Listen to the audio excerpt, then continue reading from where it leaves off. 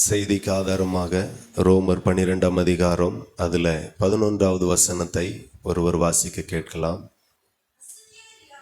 அசதியாயிராமல் ஜாக்கிரதையாயிருங்கள், ஆவியில் அனலாயிருங்கள், கர்த்தருக்கு ஊழியம் செய்யுங்கள்.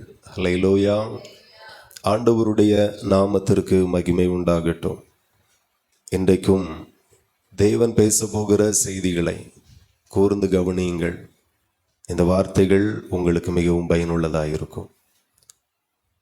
கர்த்தர் நல்லவர். சபையில் நாம் எப்படி இருக்கிறோம் என்கிறதை ஒவ்வொரு தேவனுடைய பிள்ளைகளும் ஆராய்ந்து பார்க்கணும்.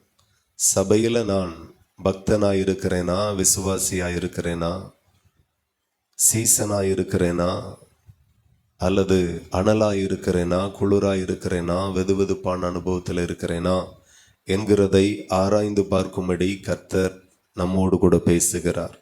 ஆனால் சபையில் இருக்க வேண்டியவர்கள் எப்படி இருக்க வேண்டும் என்றால் ஆண்டவர் சொல்லுகிறார், ஆவியில் அனலாயிருங்கள் என்று ஆண்டவர் சொல்லுகிறார். அப்போ தேவன் நமக்கு பரிசுத்தாவியின் அபிஷேகத்தை தந்திருக்கிறார். அந்த பரிசுத்தாவியின் அபிஷேகத்தில் நாம அனலாய் இருக்க வேண்டும் என்று சொல்லி தேவன் நம்மிடத்துல எதிர்பார்க்கிறார். வெளிப்படுத்தின விசேஷம் 3ஆம் அதிகாரம் 15, 16 எடுத்து வாசித்தால் அங்கே ஆண்டவர் சொல்லுகிறார், உன் கிரியைகளை நான் அறிந்திருக்கிறேன். நீ குளிரும் அல்ல அனலும் அல்ல. நீ குளிராயாவது அனலாயாவது இருந்தால் நலமாயிருக்கும். இப்படி நீ குளிருமின்றி அனலுமின்றி வெதுவெதுப்பாய் இருக்கிறபடினால் உன்னை நான் என் வாயிலிருந்து வாந்தி பண்ணி போடுவேன். அல்லேலூயா. ஆண்டவர் இந்த 2 இடத்திலையும் என்ன எதிர்பார்க்கிறார் அப்படின்னா, அனலாயிருக்கணும், ஆவியில் அனலாயிருக்கணும், கர்த்தருக்குள் அனலாயிருக்கணும். இதை தான் ஆண்டவர் அழுத்தி சொல்லுகிறார். ஆகவே இதை புரிந்து கொண்டு ஒவ்வொரு நாளும் தேவனுக்காய் வாழுகிற நாம் கர்த்தருக்குள் அனலாய் வாழ வேண்டும் என்கிறதை ஆவியானவர் சபைக்கு பேசுகிறார். அல்லேலூயா. ஆண்டவர் சபையில் வரக்கூடிய நம்மை ஒவ்வொரு நாளும் அனலாக்கும்படி ஆண்டவர் விரும்புகிறார், அனலுக்குள்ளாக நடத்துகிறார். இப்போ சபையிலிருந்து வெளியே போன பிறகு நாம் எப்படி வாழுகிறோம் அப்படிங்கிறத நம்ம கவனிக்கணும். இந்த பூமியில் நாம் கடைசி மூச்சு வரையிலும் ஆண்டவருக்காக அனலாக இருக்க வேண்டும். ஆனால் நம்முடைய அனலை வெதுவெதுப்பாக்கும்படி நிறைய காரியம் நம்முடைய வாழ்க்கையில் இருக்கிறது. அதெல்லாம் இன்றைக்கு நம்மை விட்டு அகற்றி போட வேண்டும். ஏனென்றால் இந்த பூமியில நமக்கு ஒரு சத்துரு இருக்கிறான். அது யார்? அல்லேலூயா. உங்கள்கிட்ட தான் கேட்கிறேன். நமக்கு இந்த பூமியில ஒரு சத்துரு இருக்கிறான். அவன் யார் அப்படின்ன உடனே எங்க சித்தப்பா, எங்க மாமா அப்படின்னு சொல்லக்கூடாது. நமக்கு ஒரு சத்துரு இருக்கிறான். அது யாரு? பிசாசானவன். அல்லேலூயா. அதாவது ஒரு நாடு என்ன ஒரு நாடோடு கூட ஐக்கியமாகவும் இருக்கிறது, எதிராகவும் இருக்கிறது.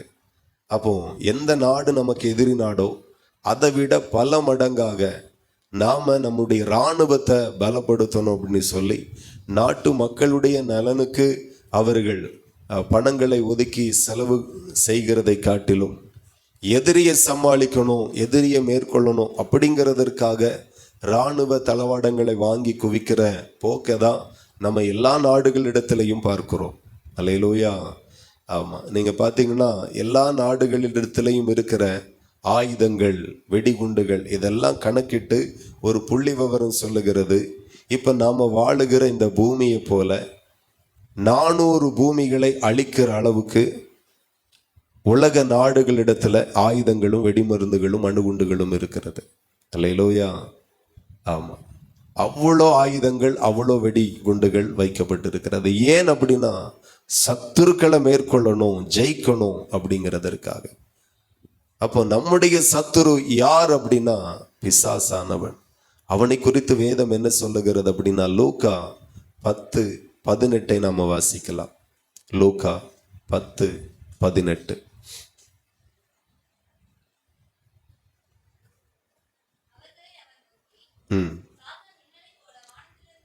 சாத்தான் மின்னலை போல வானத்திலிருந்து விழுகிறதை கண்டேன். ஹல்லேலூயா. சாத்தான் எப்படி இருக்கிறானா சொல்லுங்க? மின்னலை போல. மின்னல் எவ்வளவு பயங்கரமானதுன்னு நான் உங்களுக்கு சொல்ல வேண்டியதில்லை. அவ்வளோ பயங்கரமானது மின்னல். அப்போ ஆண்டவர் சொல்லுகிறார், சாத்தான் மின்னலை போல வானத்திலிருந்து விழ கண்டேன். ஒரு மின்னலுடைய வாட்ஸ் பார்த்தீங்கன்னா லட்சங்களை கடந்து இருக்கிறது. அவ்வளோ பவர் அந்த மின்னல்ல இருக்கிறது. அப்ப நம்முடைய சத்துரு எப்படி இருக்கிறான் அப்படின்னா மின்னலை போல இருக்கிறான். சோ நம்முடைய எதிராளி பயங்கரமானவன், பொல்லாதவன், தந்திரமானவன், வஞ்சிக்கிறவன், இப்படியெல்லாம் வேதத்துல நம்ம வாசிக்கிறோம். அப்போ எப்போதுமே நாம யாரை பார்த்து நம்ம உருவாகணும் அப்படின்னா நம்ம சத்துருவை பார்த்து நாம நம்மை உருவாக்கிக்கணும். அல்லேலூயா. எல்லா உலக நாடுகளும் இன்றைக்கு அதை தான் செய்கிறாங்க. தன்னுடைய எதிரி நாட்டினிடத்துல எத்தனை நீர்மூழ்கி கப்பல் இருக்கிறது, எத்தனை அணுகுண்டு இருக்கிறது, எல்லாம் கணக்கிட்டு அதை விட நாம் பலசாலியா மாறணும், அதை விட நாம் பலமுள்ளவனா மாறணும், அப்பந்தான் அவன் எனக்கு அடங்குவான் அப்படிங்கிற ஒரு போக்கை நம்ம எல்லா நாடுகளிடத்திலையும் பார்க்கிறோம். இன்னைக்கு சீனா அதிகமான இராணுவ தளவாடங்களை வாங்கி குவித்திருக்கிறது இந்தியாவுக்கு எதிராக. இந்தியாவும் சீனாவுக்கு எதிராக நிறைய வாங்கி குவிக்கிறது. காரணம், சத்துருவை மேற்கொள்ளணும் அப்படின்னா பலம் வேண்டும். அல்லேலூயா. உங்களுடைய சத்துரு யார் அப்படின்னா மின்னலை போல வானத்திலிருந்து விழுகிறவன். மின்னல் என்று வசனம் அவனை குறித்து சொல்லுகிறது. அவ்வளவு பவர்ஃபுல். அப்போ நாம எவ்வளவு பவர்ஃபுல்லா மாறணும்? நான் சொல்லுகிறேன், அவன் எவ்வளவு பவர்ஃபுல்லா இருக்கிறானோ அதை விட 1000 மடங்கு கர்த்தர் உங்களையும் என்னையும் பவர்ஃபுல்லாக மாற்றி இருக்கிறார். அல்லேலூயா. ஆகையினால ஆண்டவர் சொல்லுகிறார், நான் உங்களை திக்கற்றவர்களாக விடேன். ஆமா, நீங்க எருசலேமை விட்டு போகாதிருங்க. நான் பரமேறி போனாலும் நீங்க எருசலேமை விட்டு போகாதிருங்க, இங்கேயே தங்கி இருங்க. உன்னதத்துல இருந்து ஒரு பலன் இறங்கி வரும். அல்லேலூயா. அவர்தான் பரிசுத்த ஆவியானவர். 10 நாள் மேல் வீட்டு அறையில எந்த வேலைக்கும் போகாம எதையும் செய்யாம ஜெபத்திலே உறுதியாய் தரித்திருந்து காத்திருந்து உன்னதத்தில் இருந்து வரக்கூடிய பலனை பெற்றுக்கொள்ளும்படி சுதந்திரிக்கும்படி காத்திருக்கிறார்கள். வீட்டுக்கு போனவங்க போனாங்க, வெளியே போனவங்க போனாங்க. ஆனா கடைசி வரைக்கும் 120 பேர் வேற சிந்தைக்கு இடம் கொடுக்காம வேற இடங்களுக்கு போகாம முழு இருதயத்தோடு மேல் வீட்டு அறையில தேவ பலனுக்காக, உன்னதத்திலிருந்து வரக்கூடிய பலனுக்காக, ஆவியின் பலனுக்காக, பரிசுத்த ஆவியானவரை பெற்றுக்கொள்ளுகிறதற்காக அவர்கள் காத்திருந்தார்கள். அல்லேலூயா. இயேசு கிறிஸ்து இந்த பூமியில 33 வருஷம் வாழ்ந்தார். அதுல 30 வருஷம் இயேசு கிறிஸ்து ஒரு சராசரி சாதாரண மனுஷனை போலவே இந்த பூமியில் வாழ்ந்தார். அல்லேலூயா. ஆனா என்றைக்கு பரிசுத்த ஆவியானவருடைய அபிஷேகம் அவர் மேல இறங்கினதோ அதுக்கு பிறகு அவர் சாதாரண மனுஷனாக இந்த பூமியில வாழாமல் அவர் தன்னை வெளிப்படுத்தும் போது பிதாவின் குமாரனாக வெளிப்படுத்தினார். வல்லமையான கிரியைகளை அவர் இந்த பூமியில செய்தார்.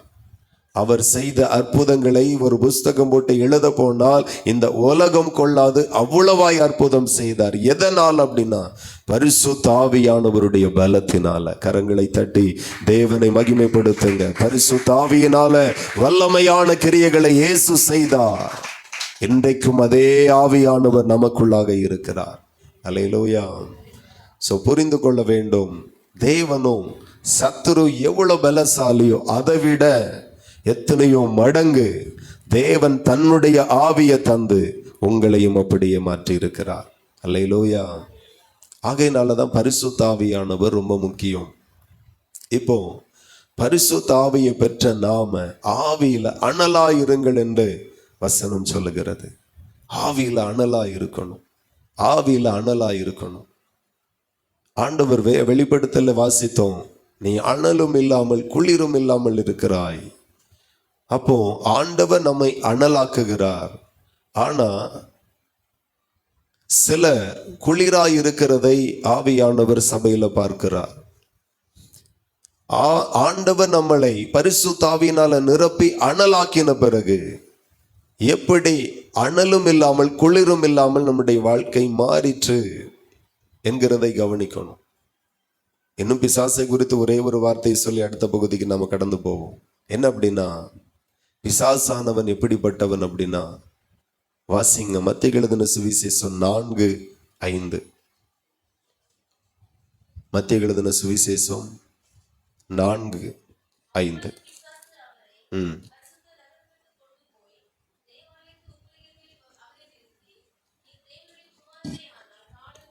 இப்போ பிசாசானவன் இயேசு கிறிஸ்துவை எங்க கொண்டு போனா?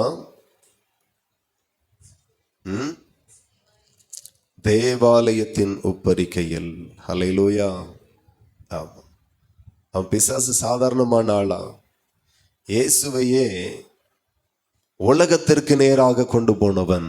ஆமென். உலகத்தின் மகிமையை காட்டி கொடுத்தவன், உலகத்தின் மேன்மையை காட்டி கொடுத்தவன், இயேசு கிறிஸ்துவுக்கு காட்டி கொடுத்தவன். 8வது வசனத்தை வாசித்தால், மறுபடியும் பிசாசா அவரை கொண்டு போய் உலகத்தின் சகல ராஜ்யங்களையும் அவைகளின் மகிமையும் அவருக்கு காண்பித்தான். ஹல்லேலூயா. ஆமா, இயேசுவையே உலகத்திற்கு நேராக திருப்ப முயற்சித்தவன், உலகத்தையே கவனிக்க திசை திருப்பினவன். இப்ப கேட்கிறேன், இயேசுவையே இவ்வளவு ட்ரை பண்ணுவானால் நம்மளெல்லாம் விட்டா வைப்பான்? அல்லேலூயா. கண்டிப்பா கிடையாது. பிசாசானவன் அவ்வளவு பயங்கரமான ஆள். அப்போ அவனை விட நம்மை தேவன் பயங்கரமானவர்களாக கர்த்தர் மாற்றி இருக்கிறார். ஹல்லேலூயா. தேவனுக்கு மகிமை உண்டாகட்டும். இப்ப இயேசு கிறிஸ்துவை உலகத்தை பார்க்க வைக்கிறான், உலகத்தினுடைய மகிமையை பார்க்க வைக்கிறான், ராஜ்யங்களை பார்க்க வைக்கிறான். பார், நீ அதெல்லாம் பார், நான் உனக்கு அதை தருகிறேன், நீ என்னை வணங்கினாள் என்று திசை திருப்புகிறான். இயேசு கிறிஸ்து வந்ததை பிதாவினுடைய சித்தத்தை செய்ய வந்தார். ஆனா இயேசு கிறிஸ்துவையை வஞ்சித்து அவன் தன்னுடைய சித்தத்தை செய்ய அவரை திசை திருப்புகிறதை நாம பார்க்கிறோம். நான் சொல்லுகிறேன், முன்னானவைகளை நோக்கணும். அல்லேலூயா. மேலானவைகளை நோக்கணும். வலது பக்கம் இடது பக்கம் எதையும் பார்க்க கூடாது. பார்த்தால் விழுந்து போகும். நம்முடைய நோக்கம், நம்முடைய சிந்தை எப்படியாகிலும் ஆவில் அனலாய் இருக்கணும். இயேசு கிறிஸ்து மறுபடியும் வரப்போகிறார் மத்திய ஆகாயத்துல. அவருடைய வருகைக்கு நம்ம ஆயத்தமாகணும். நம்முடைய நோக்கம், நம்முடைய சிந்தை எல்லாம் அங்கேதான் இருக்கணும். என்ன ஒரு வசனத்தை நாம வாசிப்போம். கர்த்தர் நல்லவர். பிரசங்கில வரும், யோனால வரும். யோனா 2ஆம் அதிகாரம் 8வது வசனம். யோனா தீர்க்கதரிசி. பொய்யான மாயையை பற்றி கொள்ளுகிறவர்கள் தங்களுக்கு வருகிற கிருபையை போக்கடிக்கிறார்கள். தேவனுடைய பிள்ளைகள் கவனிக்கணும். இப்போ இயேசு கிறிஸ்துவையே உலகத்தையும் உலகத்தினுடைய மகிமையையும் பொய்யானவைகளை அவன் காண்பித்து அதற்கு நேராக திசை திருப்ப முயற்சி செய்தவன் பிசாசானவன். இன்றைக்கும் அதே தான் நமக்கு செய்து கொண்டிருக்கிறான். ஆண்டவருடைய வசனம் சொல்லுகிறது, பொய்யான மாயை பற்றி கொள்ளுகிறவர்கள் தங்களுக்கு வரக்கூடிய கிருபையை போக்கடிக்கிறார்கள். இந்த உலகத்துல நாம அனலா இருக்கணும் அப்படின்னா என்ன செய்யணும், அதை தான் நாம பார்க்க போகிறோம். எத்தனை பேருக்கு அனலாய் மாறணும்னு ஆசை? ஹல்லேலூயா. நீங்க அனலா இருக்கிறீர்களா என்று சொல்லி உங்களுக்கு தெரியுதோ இல்லையோ, ஆனா பிசாசானவனுக்கு நல்லாவே தெரியும். ஆமென். ஆமா, பிசாசுக்கு யாரு எப்படிப்பட்டவங்கன்னு அவனுக்கு தெரியும். யாருக்கு பயப்படணும், யாருக்கு பயப்படக்கூடாதுன்னு பிசாசுக்கு தெரியும். ஆண்டவருக்கு மகிமை. இப்போ நம்மளுடைய நோக்கம் ஆவில அனலா இருக்கணும். நம்ம சத்துருவானவன் சாதாரணவன் கிடையாது. வேதம் சொல்லுகிறது, மின்னலை போல வானத்திலிருந்து விழுந்தவன். அவன் விழுந்து போனவன், தலை நசுக்கப்பட்டவன். ஆனாலும் தந்திரசாலி, வஞ்சிக்கிறவன், திசை திருப்புகிறவன். இதெல்லாம் நம்ம கவனத்துல கொள்ளணும். அப்போ பிசாசு மின்னலை போல என்று சொல்லி வசனம் சொல்லுகிறது. நான் சொல்லுகிற அவனை காட்டிலும் கர்த்தர் உங்களை ஆவியினால நிரப்பி அனலாய் மாற்றி இருக்கிறார். அப்ப அந்த அனல் நமக்குள்ள குறையவே கூடாது. அந்த அனல் எப்போ குறையும் அப்படின்னா, பொய்யான மாயையை எப்போ பற்றி கொள்ளுகிறோமோ அப்போ நமக்கு வரக்கூடிய கிருபை எல்லாம் நம்ம போக்கடிக்கிறோம். பொய்யான மாயையை நம்ம ஒரு நாளும் பற்றி கொள்ளக்கூடாது. எப்போ எல்லாம் நமக்கு நேரம் இருக்கிறதோ மெய்யான தேவனுடைய பாதத்தை பிடித்து கொள்ளணும். அல்லேலூயா. ஆமா, தேவனுடைய பிள்ளைகள் கவனிங்க, நம்முடைய நேரம் பொன்னானது, காலம் பொன் போன்றது. அல்லேலூயா. அதை அடிக்கடி உலகத்தார்கள் சொல்லுவாங்க, காலம் பொன் போன்றது. நாட்களை நாம் வேஸ்டாக்கவே கூடாது. அதி சீக்கிரத்தில் இயேசு கிறிஸ்து வரப்போகிறார். நாம் ஆயத்தமாகணும், மற்றவர்களை ஆயத்தப்படுத்தணும். ஆகையினால தேவனுடைய பிள்ளைகள் கவனிக்க வேண்டும், நாம் பொய்யான மாயையை ஒரு நாளும் பற்றி கொண்டு இருக்கக்கூடாது. வாழ்க்கையில ஜெபிக்கிறவர்கள் கவனிக்கணும். வேலைக்கு போறவங்க, படிக்கிறவங்க, வேலை செய்கிறவங்க, காலேஜ் போகிறவங்க, ஸ்கூல் போகிறவங்க, இதெல்லாம் நம்ம ரொட்டீனாக செய்கிறோம். இதுக்கு அடுத்தபடியாக படிப்பை தாண்டி நாம் என்னெல்லாம் பண்ணுகிறோம், எவ்வளோ நேரம் கிடைக்கிறது, நாம் அதை எவ்வளோ போக்கடிக்கிறோம் என்கிறதை கவனிக்க வேண்டும். ஆண்டவர் நம்மை பார்க்கிறார்.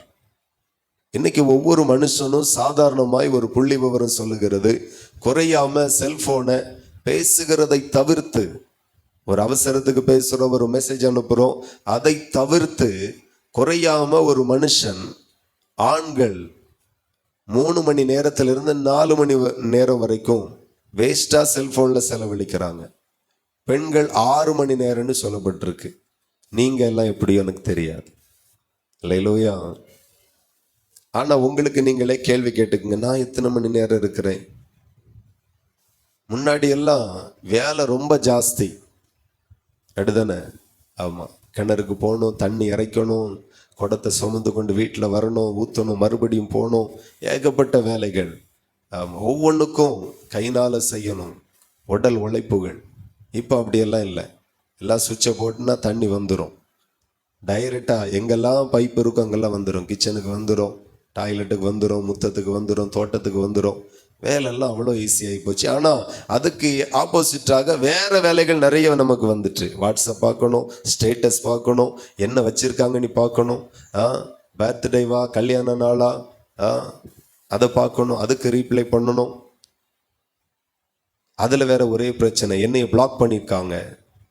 இதெல்லாம் நாட்டில் இவ்வளோ பிரச்சனை ஓடுது. இதெல்லாமாவா ஒரு பிரச்சனை?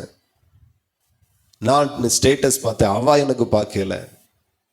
இது இந்தியா பாகிஸ்தான் பிரச்சனையை விட பெரிய பிரச்சனையா தெரியுது எனக்கு. அல்லேலூயா. வேஸ்டா நிறைய நேரம். நான் சொல்லுகிறேன், நம்மை அனலும் இல்லாமல் குளிரும் இல்லாமல் செயலிழக்க பண்ணுகிற எந்த செயலியாக இருந்தாலும் அதை டெலீட் பண்ணிருங்க. ஆமாம், அது நமக்கு தேவையே இல்லை. அது ஆப் இல்லை. நம்ம ஆவிக்குரிய ஜீவியத்துக்கு அது ஆப்பா மாறிடக்கூடாது. அது நமக்கு தேவையில்லை. நிறைய பேர் வச்சிருக்கீங்க, ஃபேஸ்புக் வச்சிருக்கீங்க, இன்ஸ்டாகிராம் வச்சிருக்கீங்க. ரீல்ஸில் ஃபேமஸ் ஆனவங்க நிறைய பேர் இருக்காங்க இந்தியாவில். நிறைய பெண்கள், நிறைய ஆண்கள்லாம் இருக்கிறாங்க. ஸோ கர்த்தர் நம்மை அதற்காக அழைக்கவும் இல்லை, அதற்காக அபிஷேகம் பண்ணவும் இல்லை. ஆமாம்,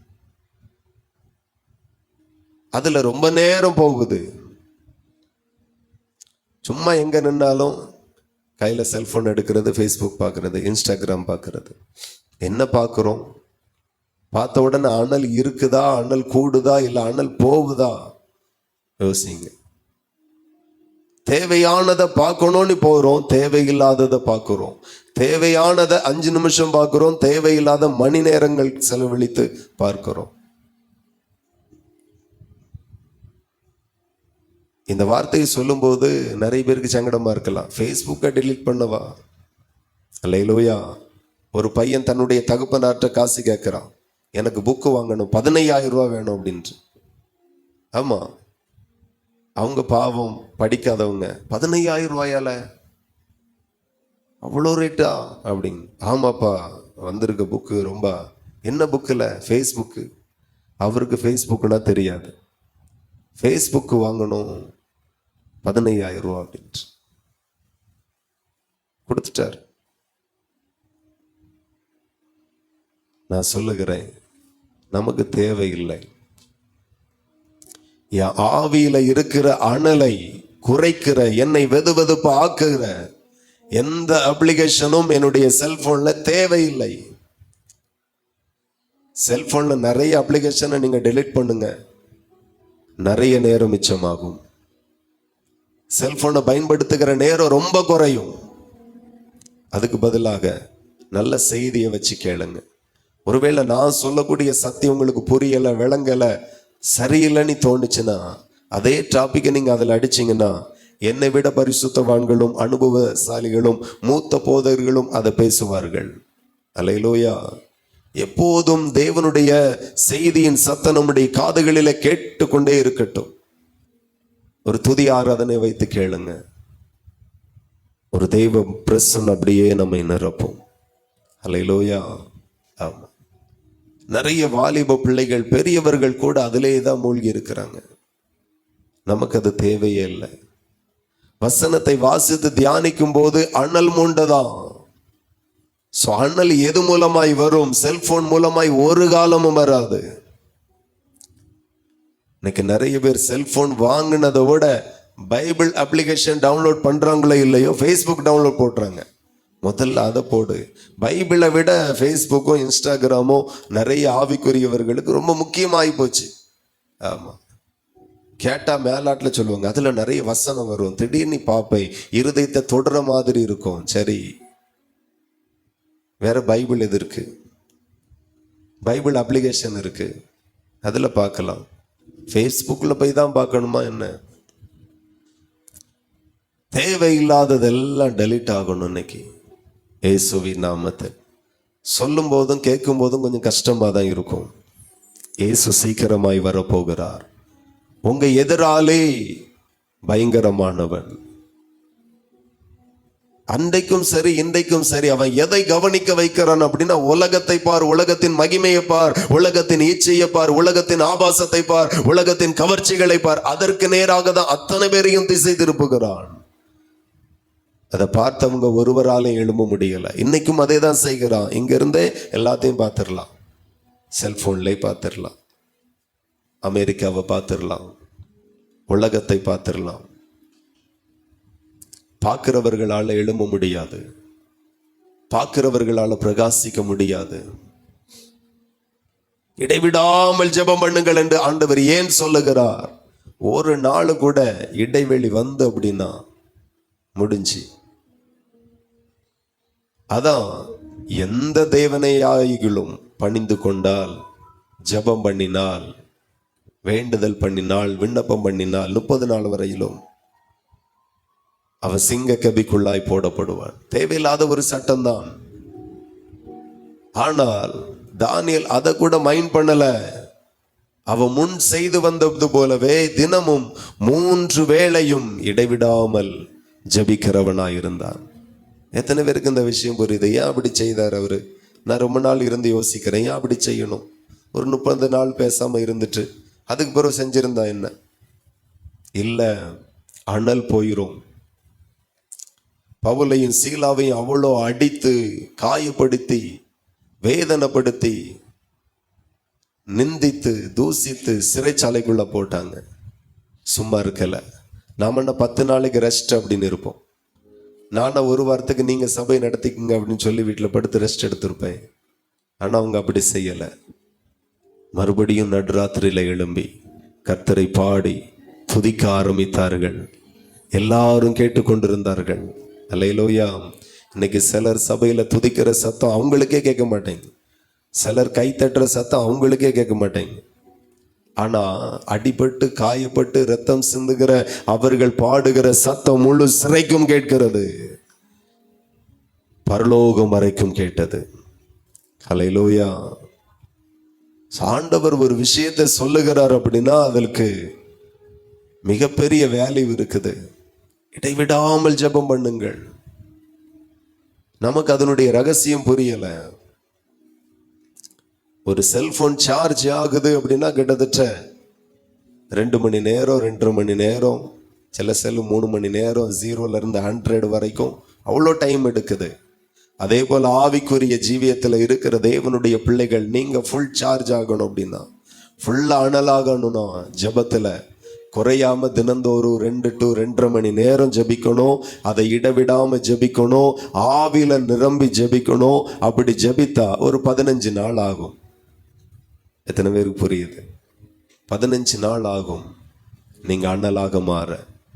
அதுல ஒரு 2 நாள் கல்யாண வீடு, பால் காய்ப்பு, அங்க போயிட்டேன் இங்க போயிட்டேன்னா முடிஞ்சு போச்சு. வேற ஒண்ணுல இருந்தே வரணும். அதனாலதான் பரிசுத்தவான்கள் எவ்வளவு தடைகள் வந்தாலும், உயிரே போனாலும் பரவாயில்ல அப்படிங்கிற அந்த ஜெப பிரேயரை கட் பண்ணவே இல்லை. நம்ம சின்ன சின்ன காரணத்துக்காக கட் பண்றோம். ஆமா, இன்னைக்கு லேசா தலைவலிக்கிற மாதிரி இருந்து, லேசா கால் வலி, லேசா காய்ச்சல் மாதிரி இருக்கு அப்படின்னு ஜெபம் கிடையாது அன்னைக்கு. ஆனா வேற எல்லாத்தையும் பார்ப்போம். படுத்து கிடந்துட்டு ஃபேஸ்புக்கை பார்ப்போம், கமந்து கிடந்துட்டு இன்ஸ்டாகிராம் பார்ப்போம், செல்போனை நோண்டி நொங்கெடுப்போம். ஆமா, ஒரு நாளைக்கு செல்போனை எத்தனையோ நேரம் சார்ஜ் ஆக்க வேண்டியதா இருக்கு. அப்போவாச்சும் தெரியலையே நீ அதை விட ட்ரையா இருக்கிற அப்படின்ட்டு. இந்த செல்போன் எல்லாம் நார்மல் யூசேஜில் வச்சா கண்டிப்பா ஒரு 1.5 நாள் ஆகும். 1.5 நாளைக்கு ஒருக்கா சார்ஜ் போட்டா போதும். நீங்க எத்தனை நேரம் போடுறீங்க சொல்லாண்டா கணக்கு பாருங்க. ஒரு 2-3 நேரம் போடுவே, காண மாட்டேங்க. அதுக்கே அனல் தேவைப்படுது. நமக்கு தேவைப்படாதா என்ன? நம்ம எதிராளி பயங்கரமானவன். செய்யறதெல்லாம் செய்துட்டு பிசாசு போராடுறான். நல்ல வேலை போராடுறான். நானும் என்னமோ பண்ணிருப்பான்னு நினைச்சேன். பிசாசு போராட்டம், நல்ல வேலை சின்ன போராட்டம் தான். ஆண்டவருடைய வசனம் சொல்லுகிறது, எடுத்து வாசிக்கலாம். எபேசியர் 6:12.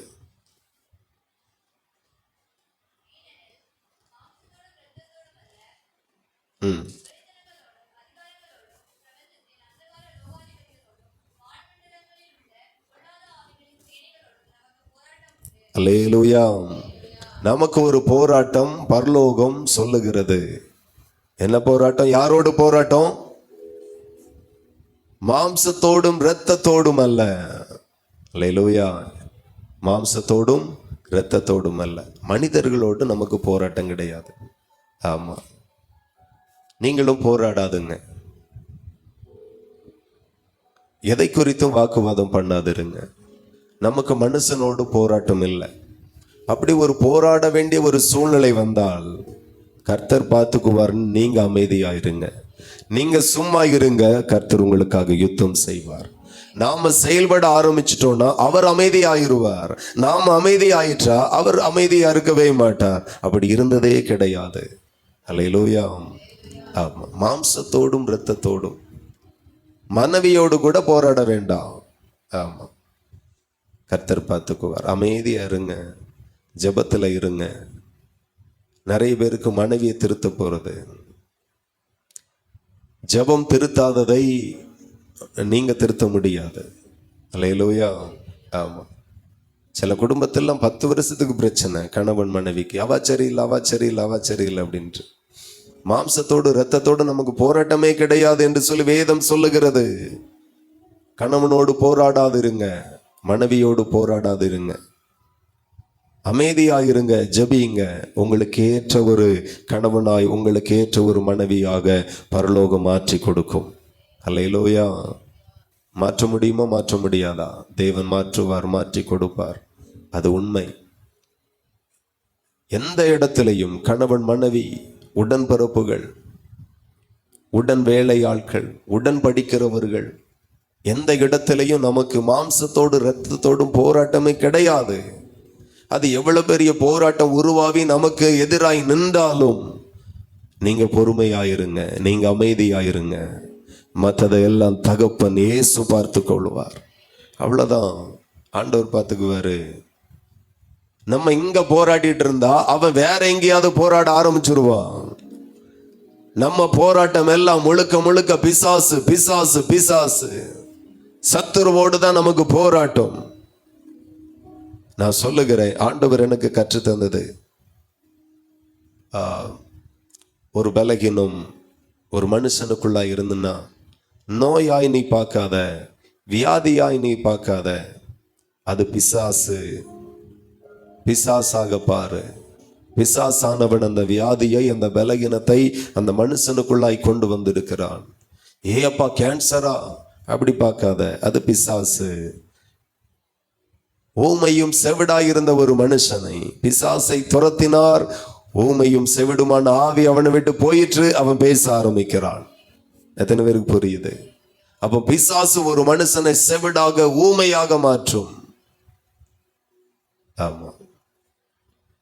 அப்ப ஆண்டவர் கற்று தந்தார். அதை நான் உங்களுக்கு சொல்லுகிறேன். ஒரு பலகீனம் ஒரு நோய் சும்மா வராது, அது பிசாசு கொண்டு வந்திருக்கும். பிசாசை கடிந்து கொள், வியாதி சுகமாகும்.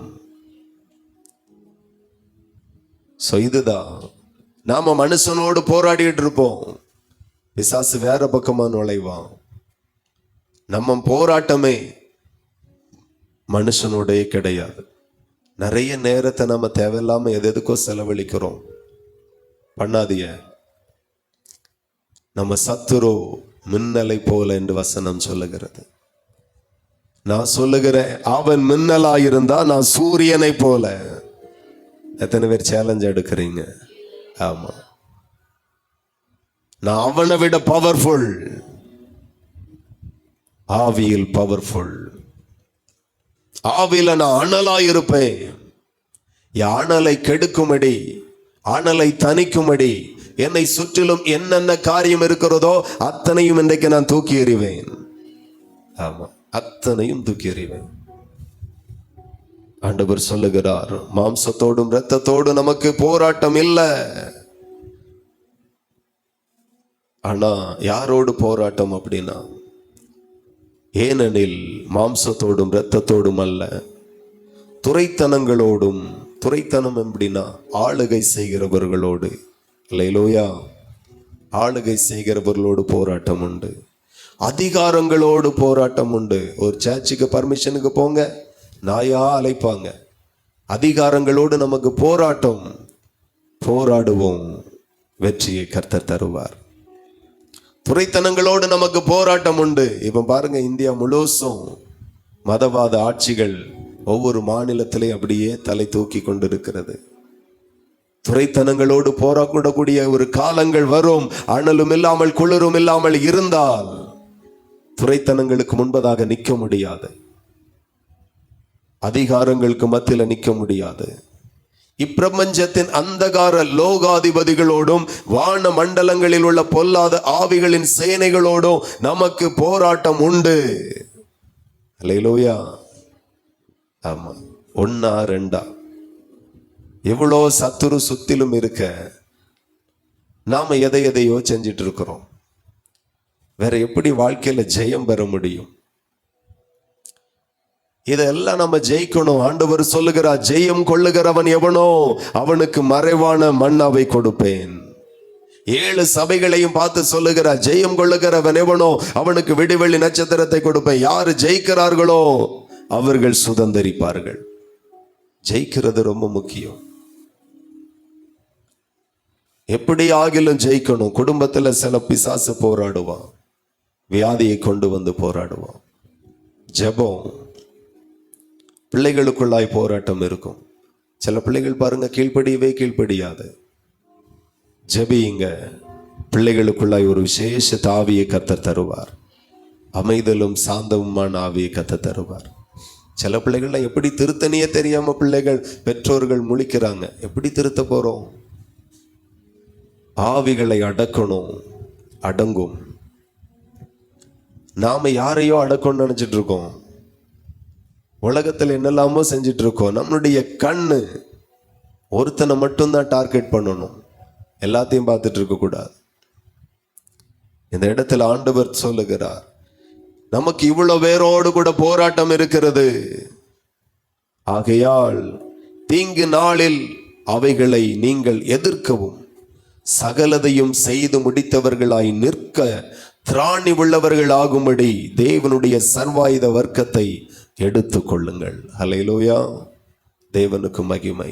அவனை எதிர்க்க, அவனை ஜெயிக்க நீங்களும் நானும் திராணி உள்ளவர்களாய் மாறணுமா? எத்தனை பேர் திராணி உள்ளவர்களாய் இருக்கிறீங்க? பிசாசை எதிர்க்க, பிசாசை துரத்த நான் திராணி உள்ளவனாய் இருக்கிறேன். கர்த்தர் நல்லவர்.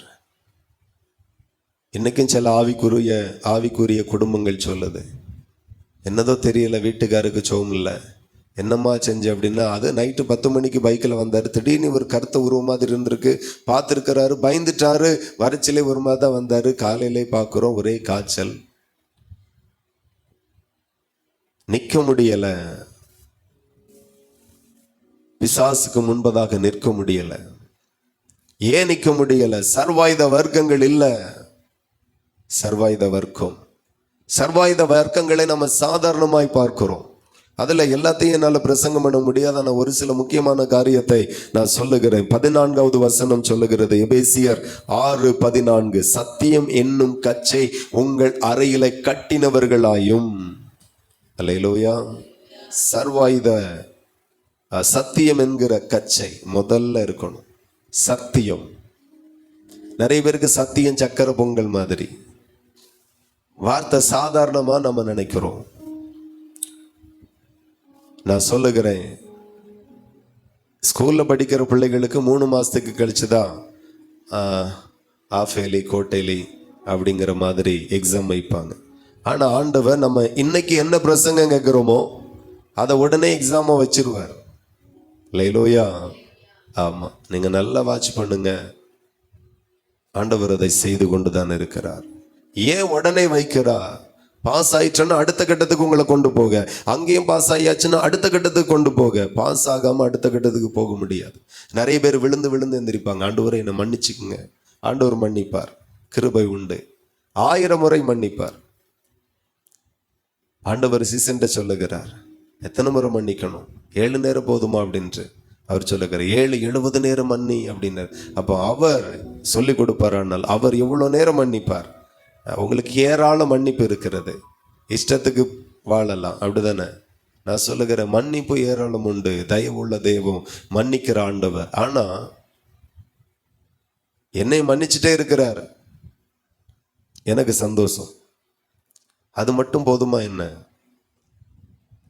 இன்னைக்கு ஒரு தப்பு பண்ணிட்டேன், ஆண்டவர் மன்னிச்சிட்டாரு, கொல்லாம வச்சிருக்கிறாரு, சரி போட்டோம், மன்னிச்சிட்டாரு. நாளைக்கு ஒரு தப்பு பண்றேன், மன்னிச்சிட்டார். இப்படியே நாம தப்பு பண்ணி மனம் திரும்பி, தப்பு பண்ணி மனம் திரும்பி மன்னிப்பு கேட்டு அப்படியே வாழலாம்.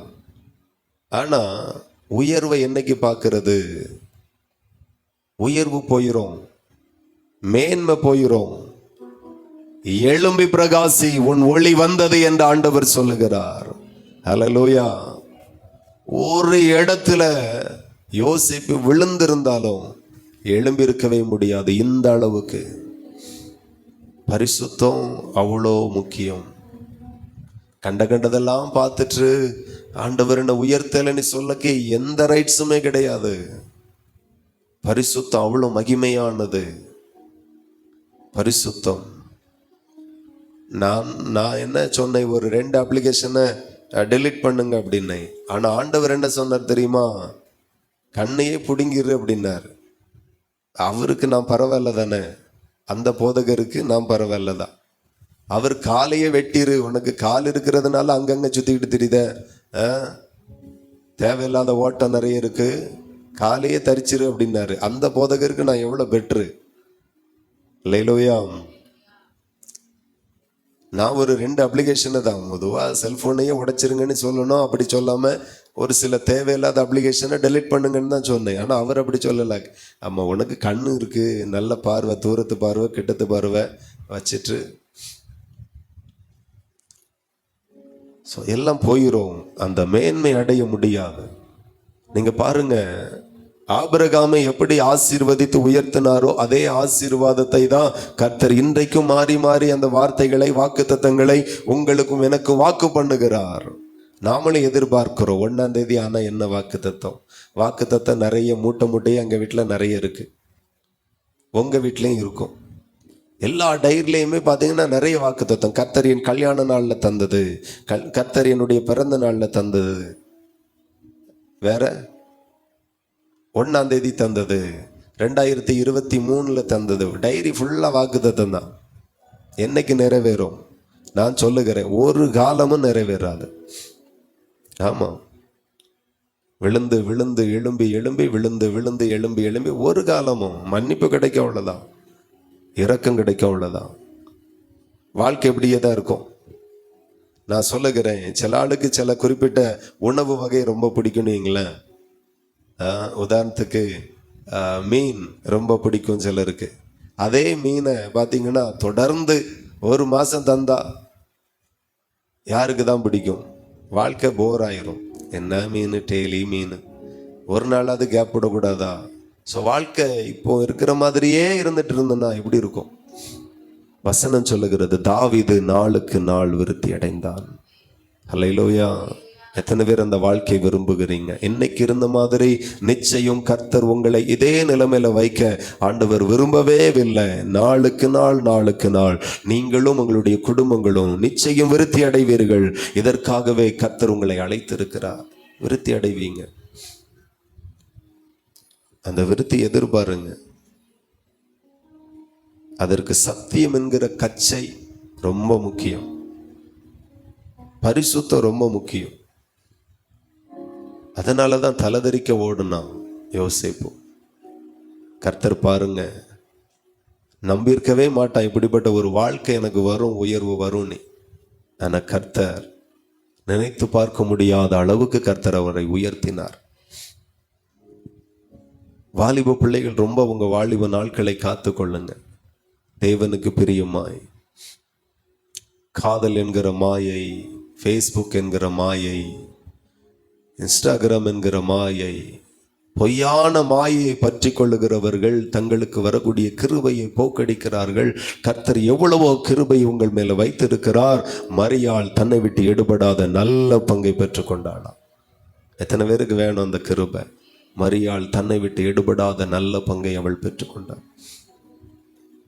ஏன் பெற்றுக்கொண்டால்? அதற்கு அவள் என்ன செய்தால்? ஆண்டவருடைய பாதபடியில போய் உட்கார்ந்தாள். மார்த்தாளுக்கு ஒரே வேலை தான், ஏகப்பட்ட வேலை,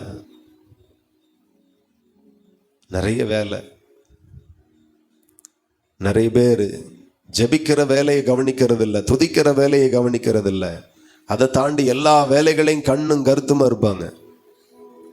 தூங்குற வேலை கரெக்டா இருக்கும், சாப்பிட்றது வேலை கரெக்டா நடக்கும். தேவனை தேடுகிற வேலை தான் கொஞ்சம் ஸ்லோவா நடக்கும். ஜெபிக்கிற வேலைகள் ஸ்லோவா நடக்கும். வசனத்தை வாசிக்கிற வேலைகள் ஸ்லோவா நடக்கும். ஆவியில் அனலாயிருங்கள். அனலும் இல்லாமல் குளிரும் இல்லாமல் இருந்தால் வாந்தி பண்ணி போடுவார். உங்களுடைய எதிராளி சாதாரணவன் அல்ல, அவன் மின்னலை போல வானத்திலிருந்து விழ. அந்த வசனத்தை நாம வாசிக்கிறோம். நம்முடைய எதிராளி சாதாரணவன் அல்ல. பிசாசு அவரை தேவாலயத்துக்கு உப்பரிக்கையின் மேல கொண்டு போய் வஞ்சித்து போட நினைத்தான். பெரிய பர்வதத்திற்கு மேல கொண்டு போய் உலகத்தையும் ராஜ்யத்தையும் மகிமையும் காண்பித்தான். பார், என்னை பணிந்து கொண்டா நான் இதெல்லாம் உனக்கு தருவேன். பார், ஆண்டவர் வஞ்சிக்கப்படவே இல்லை. பிசாசை ஜெயிக்கணும் அப்படின்னா சர்வாயுத வர்க்கத்தை எடுத்துக்கொள்ள வேண்டும். அது ரொம்ப ரொம்ப ரொம்ப முக்கியம். அதுல சர்வாயுத வர்க்கம் என்ன அப்படின்னா, சத்தியம் என்கிற கச்சை அறையில கட்டினவர்களாக இருக்கணும். சத்தியம் ரொம்ப முக்கியம். வசனம் என்ன சொல்லுகிறது? மீறாதிருங்கள்.